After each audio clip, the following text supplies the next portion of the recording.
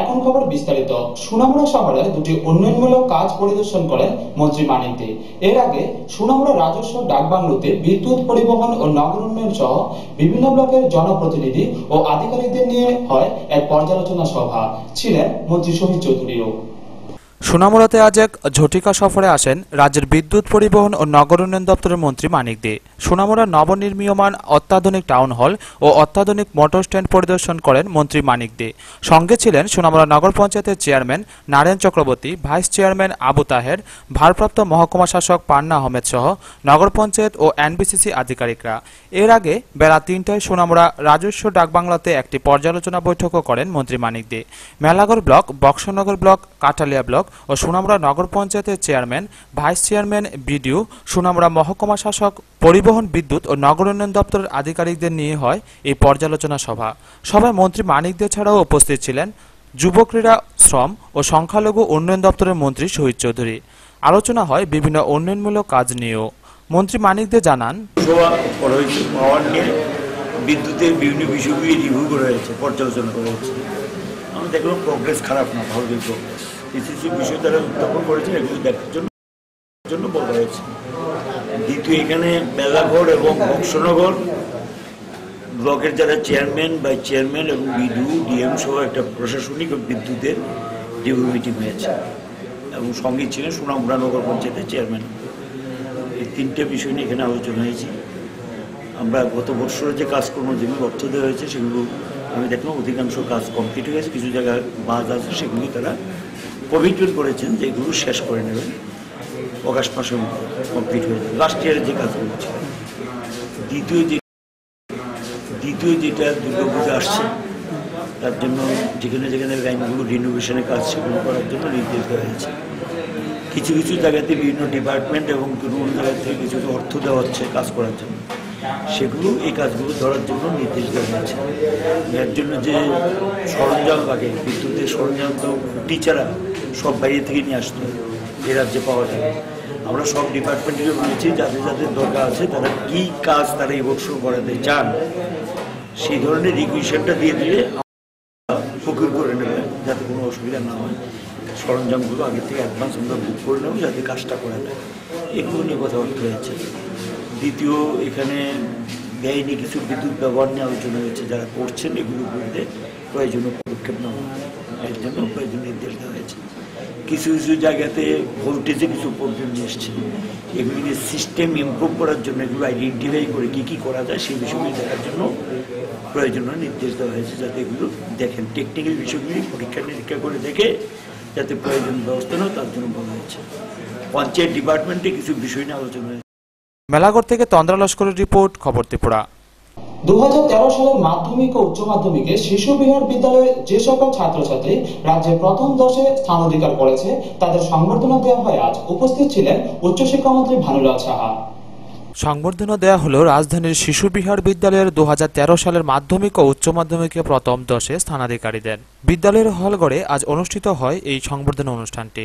এতে উপস্থিত ছিলেন রাজ্যের উচ্চশিক্ষামন্ত্রী ভানুলাল সাহা, বিধায়ক রতন দাস, বিদ্যালয়ের প্রধান শিক্ষক উত্তম মজুমদার সহ বিদ্যালয়ের অন্যান্য শিক্ষক শিক্ষিকারা। অনুষ্ঠানের উদ্বোধন করে মন্ত্রী ভানুলাল সাহা বলেন, যারা 2013 সালের মাধ্যমিক ও উচ্চ মাধ্যমিকে শিশু বিহার বিদ্যালয় থেকে রাজ্যে প্রথম 10 স্থান অধিকার করেছেন তাদের অভিনন্দন জানান তিনি, এবং তারা এইভাবে ভবিষ্যতেও যেন শিশু বিহার বিদ্যালয়ের নাম ও রাজ্যের নাম উজ্জ্বল করতে পারে সেই ব্যাপারেও তিনি আশা ব্যক্ত করেন। তিনি অভিভাবকদেরও অভিনন্দন জানান। নিজেকে নিয়ে ব্যস্ত, যে সমাজে থেকে আমরা বড় হচ্ছি তাকে ভুললে চলে। মা ছাড়া এই পৃথিবীতে আমি পৃথিবীর আলো দেখতে পারতাম। অনুষ্ঠানে বিদ্যালয়ের ছাত্রছাত্রীদের উপস্থিতি ছিল উল্লেখযোগ্য। অনুষ্ঠান শেষে অতিথিরা কৃতীদের হাতে সংবর্ধনা তুলে দেন। ব্যুরো রিপোর্ট, খবর ত্রিপুরা। গণদত্রয়ী হত্যা মামলার মূল অভিযুক্ত সুশীল চৌধুরীকে আদালত পুনরায় 14 দিনের জেল হেফাজতে থাকার নির্দেশ দেন। গতকাল পুলিশ 111 পৃষ্ঠার একটি চার্জশিটও জমা দেয় আদালতে। গণদূত হত্যা মামলার মুখ্য অভিযুক্ত সুশীল চৌধুরীকে আজ আদালতে তোলা হয়। মুখ্য বিচারপতি বিশ্বজিৎ পালিত সুশীল চৌধুরীকে পুনরায় 14 দিনের জেল হেফাজতে থাকার নির্দেশ দেন। গণদত্রয়ী হত্যাকাণ্ডের তদন্ত শেষে ঘটনার ৬৮ দিনের মাথায় গতকাল আদালতে চার্জশিট পেশ করেছে পুলিশ। ৫৬২ পৃষ্ঠার পুলিশ ডকেট এবং ১১১ পৃষ্ঠার জুডিশিয়াল ডকেট সহ মোট ৬৭৩ পৃষ্ঠার চার্জশিটে ত্রয়ী হত্যাকাণ্ডে সুশীল চৌধুরীকেই মাস্টারমাইন্ড হিসেবে দায়ী করেছে পুলিশ। চার্জশিট পেশের পাশাপাশি সুশীল চৌধুরীকে জেল হাজতে রেখে মামলার বিচার প্রক্রিয়া চালানোর জন্য আদালতে পুলিশের তরফে আবেদন জানানো হয়। চার্জশিটে ভারতীয় দণ্ডবিধির মোট ৫টি ধারায় সুশীল চৌধুরীর বিরুদ্ধে অভিযোগ আনা হয়েছে।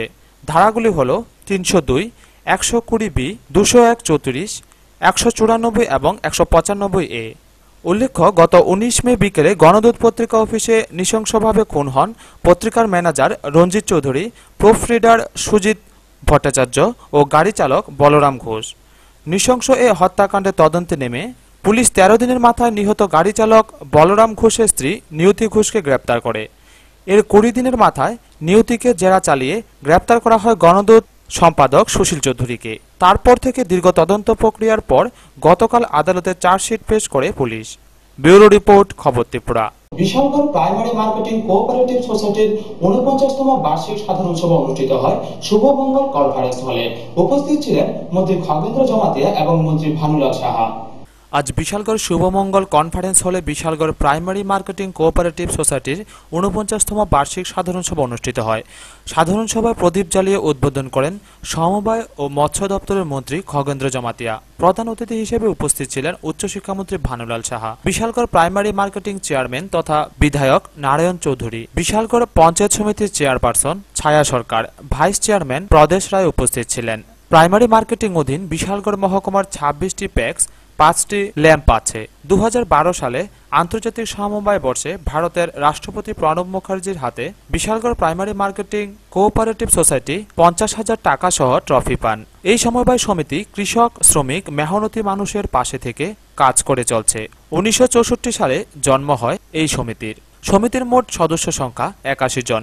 গত অর্থ বছরের সমিতির লাভ হয় ৪,৯০,৬০৪ টাকা।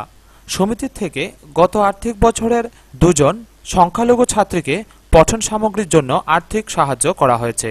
২টি কৃতি মহিলা ফুটবল টিমকে খেলা সামগ্রী প্রদান করা হয়েছে। জম্পুজলা ও বিশ্রামগঞ্জ মহিলা ফুটবল দলকে।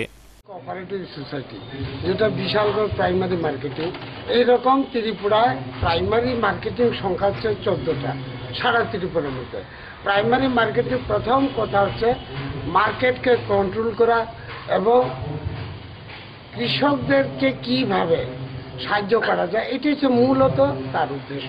এটা নিয়ে কাজ করছে এবং সারা ত্রিপুরার মধ্যে ধরেন না ১৪টার মতন আমাদের প্রাইমারি মার্কেটিং আছে, সবগুলাই মোটামুটি ভালো।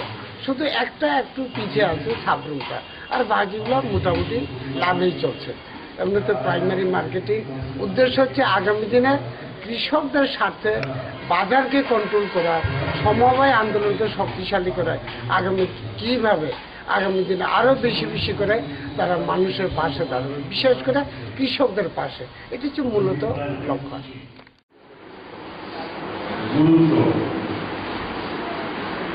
ব্রিটিশ ভারতে আমরা উপলব্ধি করেছিলাম মহাজনী শোষণ বা অত্যাচারের বিরুদ্ধে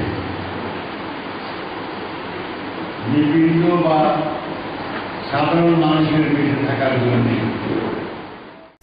বিশালগড় থেকে সম্পাদ ভৌমিকের রিপোর্ট, খবর ত্রিপুরা।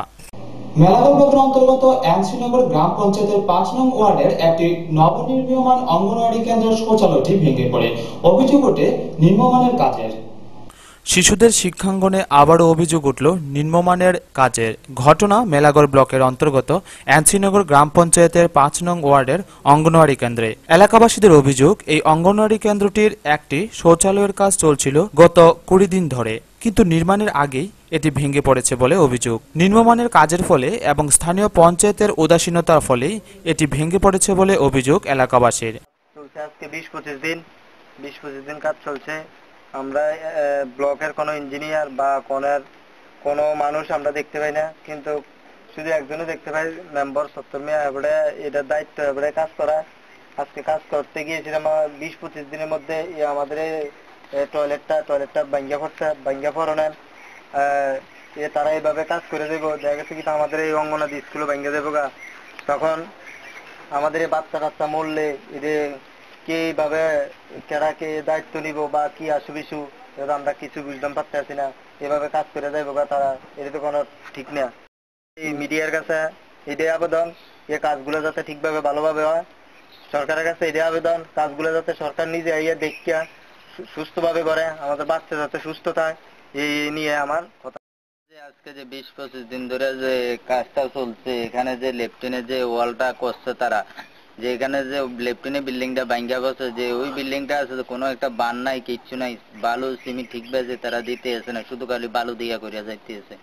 সিমেন্ট দিয়ে তারা মনে হয় সরকারের অনুযায়ী সিমেন্ট দেয় না, তারা লাভের লাগে তারা বালু বেশি দিয়ে সিমেন্টটা কম দিয়ে তারা কাজ করে যাইতে গেছে। মনে হয় ওই বিল্ডিংটা যখন স্কুলটা পড়াশোনাটা চালু হবো তখন তো ওই বিল্ডিংটাও ভাঙ্গা যেতে পারে। সাধারণ বৃষ্টি হয়েছে দেখেছে, কিন্তু লেফটেনের বলে বিল্ডিং ওয়াল ভাঙ্গা গেছে গা, আর ওই বিল্ডিংটা কেমনে টিকবো? এত কিন্তু সিমেন্ট কম দিয়ে তারা কাজটা করাইতে আছে জানি। যে 70 মেয়ারে যায় কিন্তু কিছুদিন আগে যে গেলাম, কিন্তু কাজটা ভালো হয়েছে হইতে আছে না, আমরা করাইতে আছি ভালো হয়েছে। 70 মেয়া কে এটা? 70 মেয়া আমাদের যে পঞ্চায়েত মেম্বার, যে 2 নম্বর ওয়ার্ডের যে পঞ্চায়েত মেম্বার, তাই না? সরকারি কোনো আমলা অফিসার আইছিল? না, আইছে না কোনো অফিসার, কোনো ইঞ্জিনিয়ার নাই, কোনো জিআরএক্স কিচ্ছু দেখছি না। এখন প্রশ্ন হলো, যদি এই শৌচালয়টি নির্মাণের পর ভেঙে যেত তাহলে হয়তোবা বড়সড় দুর্ঘটনারও সম্ভাবনা ছিল। আর এই দুর্ঘটনার দায়ী বা কে নেবে? তাছাড়া পাশের অঙ্গনওয়াড়ি কেন্দ্রটির নির্মীয়মান কাজও নিম্নমানের হচ্ছে বলে জানান এলাকাবাসীরা। আর এ সমস্ত নির্মীয়মান কাজের ফলে ক্ষতিগ্রস্ত হতে পারে অঙ্গনওয়াড়ি কেন্দ্রে আসা শিশুরা। যে কোনো সময় ভেঙে পড়তে পারে ওই সমস্ত নিম্নমানের ঘর, প্রাণহানিও হতে পারে শিশুদের। কিন্তু এত সবের পরও স্থানীয় পঞ্চায়েত নির্বিকার বলে অভিযোগ এলাকাবাসীদের।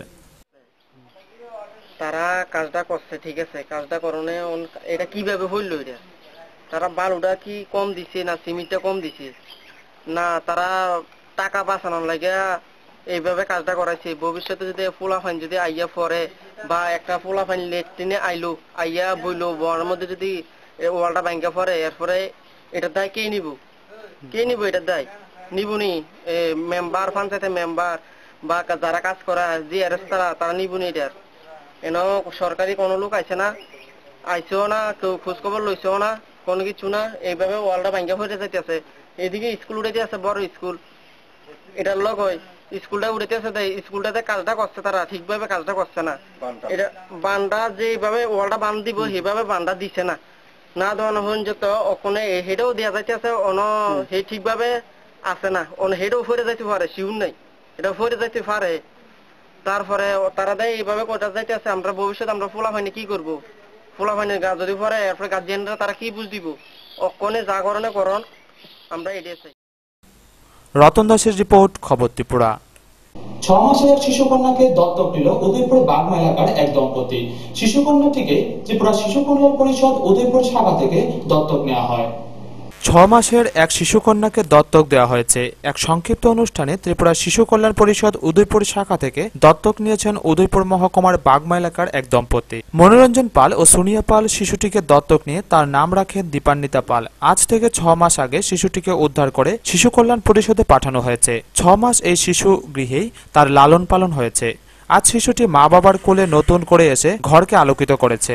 আজকের দত্তক অনুষ্ঠানে সংস্থার প্যাট্রন তথা প্রাক্তন নগর প্রধান সুব্রত দেব, বিশিষ্ট সাংবাদিক ও প্রাবন্ধিক স্বপন ভট্টাচার্য, শিক্ষিকা তথা সমাজসেবী রেখা রায়, সম্পাদক দুলাল কর প্রমুখ উপস্থিত ছিলেন। সুব্রত দেব জানান, এখন পর্যন্ত এই শিশুগৃহ থেকে 78টি শিশুকে দত্তক দেওয়া হয়েছে। বর্তমানে শিশুগৃহে আরো 2টি শিশু রয়েছে। কামনা করি, মা বাবাকে ধন্যবাদ জানাই। আজকে আপনাদের জীবনে একটা সাংঘাতিক দিন, আপনারা সন্তান পেলেন, সবাইকে ধন্যবাদ। উদয়পুর থেকে বাণীব্রত দত্তের রিপোর্ট, খবর ত্রিপুরা। কমলপুর হাড়রখোলার নবম শ্রেণীর ছাত্রী সুস্মিতা দাস হত্যাকাণ্ডের প্রথম দফা শাস্তি ঘোষণা করল মহকুমা জেলা দায়রা আদালত। কমলপুর মহকুমা হাড়েরখোলা গ্রামের নবম শ্রেণীর ছাত্রী সুস্মিতা দাস হত্যাকাণ্ডের প্রথম দফা শাস্তি ঘোষণা দিল আদালত। আজ মহকুমা জেলা দায়রা আদালতের বিচারপতি সব্যসাচী দত্ত পুরকায়স্থ অভিযুক্ত ব্যক্তি সঞ্জয় দাসকে 7 বছরের জেল, 30,000 টাকা জরিমানা, অনাদায়ে অতিরিক্ত 6 মাসের জেলের নির্দেশ দেন। ঘটনার সূত্রপাত 7 মে 2010 সালে। ওই দিন সকালে হাড়েরখোলা গ্রামের সুখেন্দু দাসের নবম শ্রেণীতে পাঠরত মেয়ে সুস্মিতা প্রাইভেট টিউশন থেকে ফেরার পথে মানিকভান্ডার টাউন হল সংলগ্ন এলাকা থেকে অভিযুক্ত সঞ্জয় দাস বলপূর্বক অপহরণ করে বাংলাদেশে নিয়ে যায় এবং যাবার সময় সঞ্জয় সুস্মিতার বাবা সুকেন্দুকে মোবাইলে হুমকি দেয় যেন তিনি থানা পুলিশে না যায়। ওই দিন সুস্মিতার বাবা মেয়ে অপহরণের মামলা করে কমলপুর থানায় সঞ্জয়ের বিরুদ্ধে। ঘটনার 4 মাস পর সুস্মিতা বাংলাদেশ থেকে পালিয়ে আসে। ঘটনা এখানেই শেষ নয়। কিছুদিন পর সঞ্জয় বাংলাদেশ থেকে নিজ বাড়িতে ফিরে আবার সুস্মিতাকে উত্তপ্ত করতে থাকে। কমলপুর থানার পুলিশ সঞ্জয়কে আটক করলেও জামিনে সে মুক্ত হয়ে একদিন সকালে অর্থাৎ 23 আগস্ট 2010 সকাল 6টা নাগাদ প্রাইভেটে যাবার সময় সঞ্জয় হাড়ের খোলা স্কুলের সামনে সুস্মিতা ও তার মাকে দা দিয়ে হামলা চালায়। তাতে সুস্মিতার একটি হাত শরীর থেকে আলাদা হয়ে যায়। সুস্মিতার মায়ের সারা শরীরে দায়ের অজস্র কোপ লাগে। সঙ্গে সঙ্গে তাদের জিবি হাসপাতালে নিয়ে গেলে ঘটনার 2 দিন পর সুস্মিতার মৃত্যু ঘটে। ওই ঘটনার পরিপ্রেক্ষিতে সঞ্জয়কে পুলিশ গ্রেপ্তার করে এবং তার বিরুদ্ধে একাধিক মামলা রুজু করা হয়। আদালত 18 জনের সাক্ষ্য গ্রহণের মাধ্যমে দীর্ঘ শুনানির পর অতিরিক্ত জেলা দায়রা আদালতের বিচারপতি সব্যসাচী দত্ত পুরকায়স্থ আজ প্রথম দফার অপহরণ এবং ধর্ষণের প্রথম দফা মামলার রায় ঘোষণা করেন। তাতে অভিযুক্ত সঞ্জয় দোষী প্রমাণিত হয় এবং 363A, 376, 315 আইপিসি ধারায় ভারতীয় দণ্ডবিধির শাস্তি ঘোষণা হয়। 7 বছরের সশ্রম কারাদণ্ড, 30,000 টাকা জরিমানা, অনাদায়ে অতিরিক্ত 6 মাসের জেল। সরকার পক্ষের আইনজীবী ছিলেন তমাল বর্মন। তদন্তকারী পুলিশ অফিসার ছিলেন সুবিমল বর্মন, সমর দাস। বাবা মৃত সুবুক দাস কমলপুর থানায় একটি মামলা দায়ের করেন। হারের কলাছড়ি গ্রামের শ্রী সঞ্জয় দাসের বিরুদ্ধে, সঞ্জয় দাস ওরফে সাধু, তার বিরুদ্ধে অভিযোগ ছিল এই যে ওই দিন ভোরবেলা ওনার মেয়ে মানিকভান্ডার প্রাইভেট শিক্ষকের বাড়ি যাওয়ার পথে মানিকভান্ডার টাউন হলের সামনে থেকে সঞ্জয় দাস মেয়েটিকে কিডন্যাপ করে এবং ওই দিনই দুপুরবেলায় সঞ্জয় দাস মোবাইল মারফত সুখেন্দু দাসকে ধমক দেয় যে যদি সে কমলপুর থানায় কোনো মামলা দায়ের করে এই অপহরণের ব্যাপারে তাহলে অপহৃতা মেয়েটির ভীষণ ক্ষতি হবে। যাই হোক, সুখেন্দু দাস ওই দিনই কমলপুর থানায় মামলা দায়ের করেন এবং পরবর্তী সময়ে মেয়েটি 4 মাস পর এই তার সঞ্জয় দাসের হেফাজত থেকে কোনো মতে পালিয়ে আসে, এসে তার বাবার বাড়িতে আশ্রয় নেয়। ওই দিনই মেয়েটিকে কমলপুর থানায় তার বাবা মা নিয়ে আসেন এবং মেয়েটি তখন জানায় যে বাংলাদেশের লালপুর, ঢাকা, নারায়ণগঞ্জ এই সমস্ত জায়গাতে সঞ্জয় দাস মেয়েটিকে 4 মাস রাখে এবং মেয়েটির ইচ্ছার বিরুদ্ধে মেয়েটিকে বলাৎকার করে। ফলে মেয়েটি গর্ভবতী হয় এবং এর পরবর্তী সময় সঞ্জয় দাস মেয়েটির বিনা অনুমতিতে তার গর্ভপাত করে। যাই হোক, এই হলো মোটামুটি যে অভিযোগ ছিল। মূলত পুলিশ এই মামলার সংস্রবে 23 জন সাক্ষীকে সাক্ষী মান্য করে, এদের মধ্যে ডাক্তারবাবু এবং দারোগাবাবু ছিলেন এবং আমরা আদালতে মোট 18 জন সাক্ষীকে আমরা সাক্ষ্য মান্য করি।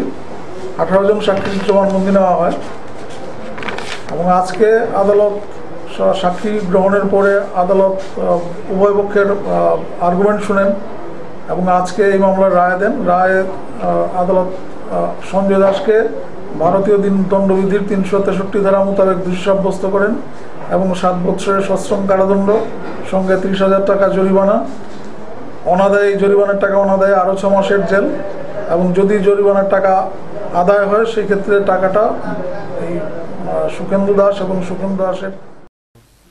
কমলপুর থেকে রূপালী চক্রবর্তীর রিপোর্ট, খবর ত্রিপুরা।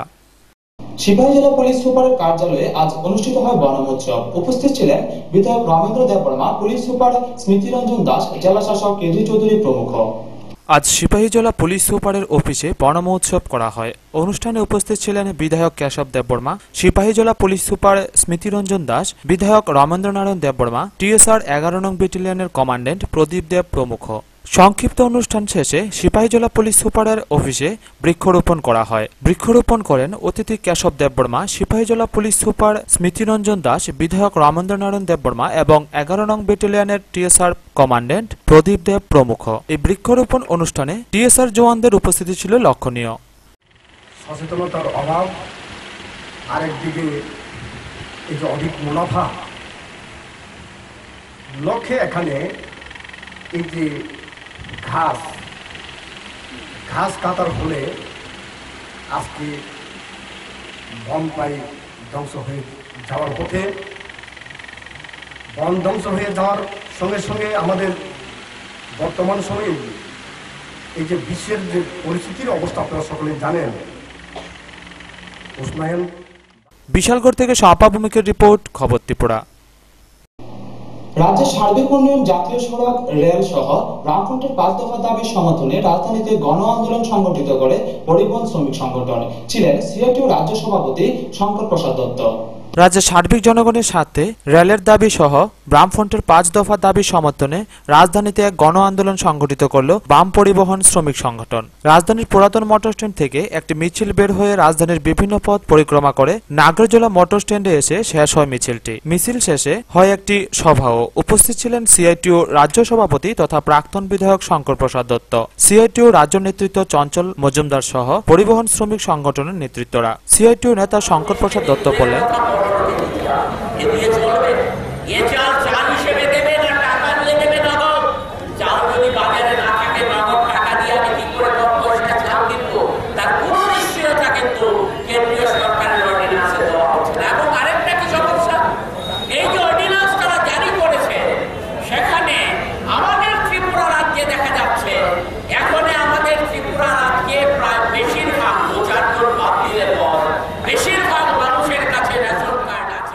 জাতীয় সড়ক, রেল নিয়ে বামফ্রন্টের 5 দফা দাবির সমর্থনে আজকের এই গণ আন্দোলনে পরিবহন শ্রমিক সংগঠনের কর্মীদের উপস্থিতি ছিল লক্ষণীয়। ব্যুরো রিপোর্ট, খবর ত্রিপুরা। নিজের কারবাইনের গুলিতে আত্মঘাতী হলো টিএসআর 9ম ব্যাটালিয়নের এক হাবিলদার। ঘটনা নতুন বাজার থানাধীন ভোলানাথ পাড়া ক্যাম্পে। নিজের কারবাইনের গুলিতে আত্মঘাতী হলেন টিএসআর এর এক হাবিলদার, মধ্যপ্রদেশের বাসিন্দা মনীষ সিং পরিহার, বয়স 32। অন্যান্য দিনের মতো পোশাক পরে ডিউটিতে যাওয়ার জন্য প্রস্তুতি নিয়েছে। নতুন বাজার থানার অধীন ভোলানাথ পাড়া ক্যাম্পের অন্যান্য জওয়ানরা ক্যাম্প ছেড়ে আসার সঙ্গে সঙ্গে গুলির শব্দ। ক্যাম্পের অন্য জওয়ানরা দৌড়ে গিয়ে দেখেন মনীষের রক্তাক্ত দেহ পড়ে আছে। সঙ্গে সঙ্গে আহত হাবিলদারকে নিয়ে নিজস্ব অ্যাম্বুলেন্সে নতুন বাজার গ্রামীণ হাসপাতালে আসেন তারা। চিকিৎসকরা তার অবস্থার অবনতি দেখে অমরপুর হাসপাতালে রেফার করে দেন। পথেই মৃত্যুর কোলে ঢলে পড়েন মনীষ। সকাল 6:30টায় ঘটে যাওয়া এই আকস্মিক ঘটনায় সবাই স্তম্ভিত। কয়েকদিন আগেই হাবিলদার পদে পদোন্নতি হয়েছে। এদিন দুপুরে অমরপুর হাসপাতালে মৃতদেহের ময়নাতদন্ত হয়। ময়নাতদন্ত শেষে দেহটি 9ম ব্যাটালিয়নের সদর দপ্তরে বাইখোড়ায় পাঠানো হয়েছে। সেখানে তাকে শেষবারের মতো বিদায় জানিয়ে বিকেলে কফিনবন্দি দেহ মধ্যপ্রদেশে গ্রামের বাড়িতে পাঠানো হয়। জানা গেছে ময়নাতদন্তের সময় একটি বুলেট পাওয়া গেছে। বাকি দুটি বুলেট তার শরীর এফুর উফুর করে বেরিয়ে গেছে। নিহত হাবিলদার টিএসআর 9ম ব্যাটালিয়নের এই কোম্পানিতে ভোলানাথ পাড়া ক্যাম্পে কর্মরত ছিলেন। পুলিশের ধারণা, পারিবারিক কলহে আত্মহত্যা করেছে মনীষ। মনীষের মৃত্যু সংবাদ শুনে ছুটে আসেন 9ম ব্যাটালিয়নের কমান্ড্যান্ট নগেন্দ্র দেববর্মা, গোমতী জেলার পুলিশ সুপার থিরুঙ্গানা এস। অমরপুরের এসডিপিও অশোক কুমার সিনহা জানিয়েছেন, তদন্ত শেষে জানা যাবে মৃত্যুর রহস্য। আমার নাম সমরেন্দ্র দেব, আমি 9 ব্যাটালিয়নের এডজুটেন্ট। আজকে সকাল 7টার সময় অনুমান ভোলানাথ পাড়া টিএসআর ক্যাম্প, এটা 9 ব্যাটালিয়ন টিএসআর এর একটা অপারেশনাল ক্যাম্প আন্ডার নতুন বাজার পুলিশ স্টেশন। এই ক্যাম্পের একজন হাবিলদার নাম মনীষ সিং পরিহার, তার বাড়ি মধ্যপ্রদেশের উদয়পুর থেকে বাণীব্রত দত্তের রিপোর্ট, খবর ত্রিপুরা। আগামী 27 জুলাই অনুষ্ঠিত হবে তেলিয়ামুড়া খ্যাতমজুর ইউনিয়নের 2য় বিভাগীয় সম্মেলন। প্রধান অতিথি হিসেবে উপস্থিত থাকবেন মন্ত্রী ভানুলাল সাহা সহ অন্যান্য নেতৃত্বরা। আগামী 27-28 জুলাই 2013 ত্রিপুরা খ্যাতমজুর ইউনিয়নের 2য় তেলিয়ামুড়া বিভাগীয় সম্মেলন অনুষ্ঠিত হবে বাগান বাজারে। এর প্রস্তুতি চলছে জোর কদমে। চলছে শেষ তুলির টান। রোজ প্রায় 200 কর্মী কাজ করছে। 27 তারিখ হবে প্রকাশ্য সমাবেশ ও 28 তারিখ হবে সম্মেলন বাগানবাজারের কমিউনিটি হলে, জানান সিআইটিউ তেলিয়ামুড়া বিভাগীয় সম্পাদক প্রণব চক্রবর্তী। এই সমাবেশে উপস্থিত থাকবে মন্ত্রী ভানুলাল সাহা, সমীর দেব সরকার, সুধীর সরকার সহ অন্যান্যরা। 27 এবং 28 জুলাই 2 দিনব্যাপী ত্রিপুরা ক্ষেত মজুর ইউনিয়নের দ্বিতীয় তেলিয়ামুড়া বিভাগীয় সম্মেলন বাগানবাজারে অনুষ্ঠিত হবে প্রকাশ্য সমাবেশের মধ্যে। প্রকাশ্য সমাবেশে উপস্থিত থাকবেন আমাদের রাজ্যের মাননীয় মন্ত্রী ভানুলাল সাহা, ত্রিপুরা বিধানসভার মাননীয় মুখ্য সচেতক সমীর দেব সরকার, আমাদের পার্টি তেলিয়ামুড়া বিভাগীয় কমিটির সম্পাদক কমরেড সুধীর সরকার সহ অন্যান্য নেতৃবৃন্দ। এই সম্মেলনকে সামনে রেখে আমাদের প্রায় 2 শতাধিক আমাদের কমরেড এখানে কাজ করছেন এই সম্মেলনকে সর্বাত্মক সফল করার জন্য। এই সম্মেলনের আমাদের মূল আওয়াজটা হচ্ছে কেন্দ্রীয় সরকারের জনবিরোধী নীতি, অস্বাভাবিক দ্রব্যমূল্য বৃদ্ধি এবং দুর্নীতি, বিশেষ করে কেন্দ্রীয় সরকারের সর্বনাশা নীতির বিরুদ্ধে জেহাদ ঘোষণাই হবে আমাদের এই সম্মেলনের মূল প্রতিপাদ্য বিষয়। তেলিয়ামুড়া থেকে রাজীব রায়ের সাথে সঞ্জিত দাসের রিপোর্ট, খবর ত্রিপুরা।